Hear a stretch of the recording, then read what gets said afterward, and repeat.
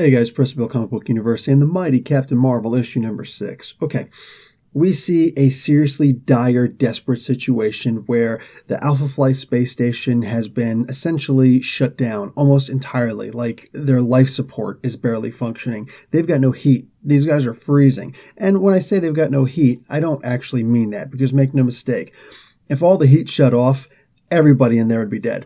Okay, maybe like some of the characters like Hyperion would be okay, but no. Everybody would be dead. It would literally be that cold. All right. You're talking about practically 0 Kelvin. All right. So no, no. Anyway, we get to see that, first off, something that really, it broke my attention was that they've got the body of Quasar. That's actually a really cool thing. And I didn't, even though she's got a blanket over her and they said that she was dead, she doesn't look like she's dead.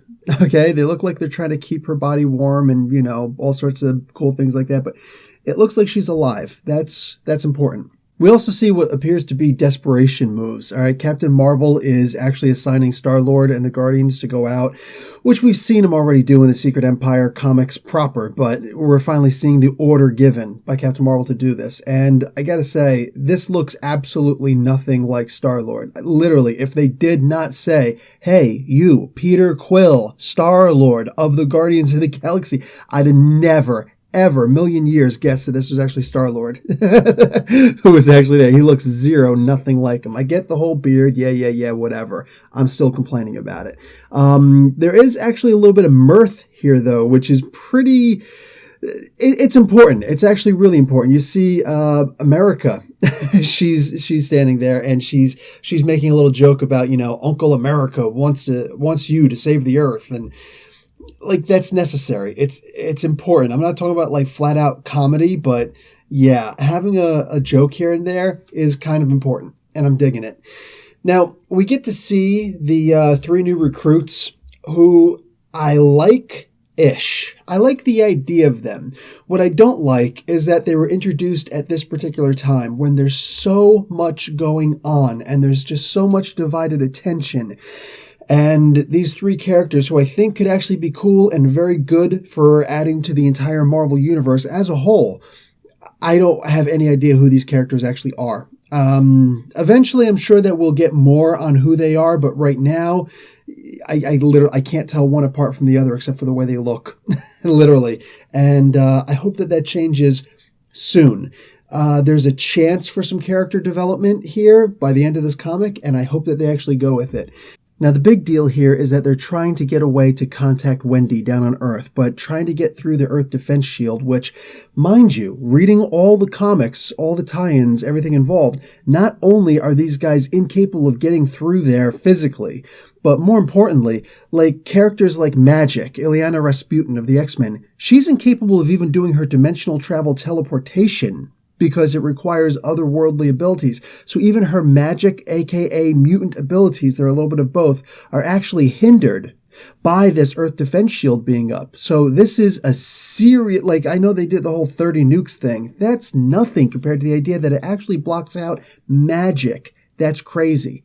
So getting a communication through, there's some serious attenuation. They're having a very hard time getting through. So that seems to be the major thing. Now, these 3 brand new characters, these young people, they are going to try and find a way to amplify the signal that the adults can't seem to do. So they go out and do this, and of course, while this happens, they're young, they're brash, they don't realize that, hey, there's another invasion coming. Now, granted, there should have been a way for these characters to know that there was another invasion coming. Yes, that soon. There should have been a universal alert. Now, look, I hear you on the idea that, oh, but they're sucking power and they're doing a bad job. Yeah. Well, they've got the power to do certain things, and I think that a station-wide warning that help, there are bad guys coming, probably would have been a good idea.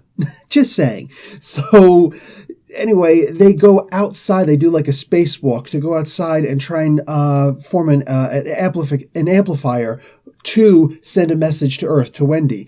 And when they do that, there's the attack. Captain Marvel goes out there to try and, get them back in, but she's got to do her little tough guy, what are you dumb kids doing now? No, how about this? Fly outside, scoop up these knuckleheads, bring them back inside ASAP.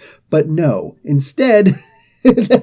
she goes out there and she winds up getting blindsided by the Chitauri. And I've got to say, guys, seriously, all right? Like, I've seen a lot of stuff, 6 years in the military.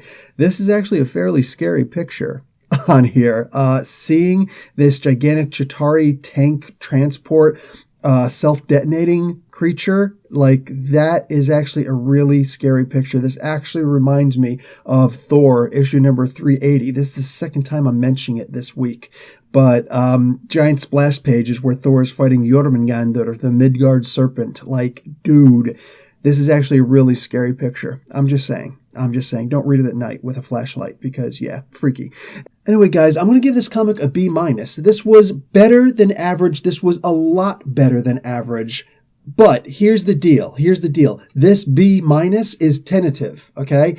It's giving me the idea that it's going to lead into something a whole lot more. Now, there's a huge overarching storyline. Obviously, that's what's supposed to be implied from the very beginning. But no, I demand of all things, more than just even seeing Carol doing her thing. I want to see these three minor characters that they introduced in the middle of this crazy, hectic storyline.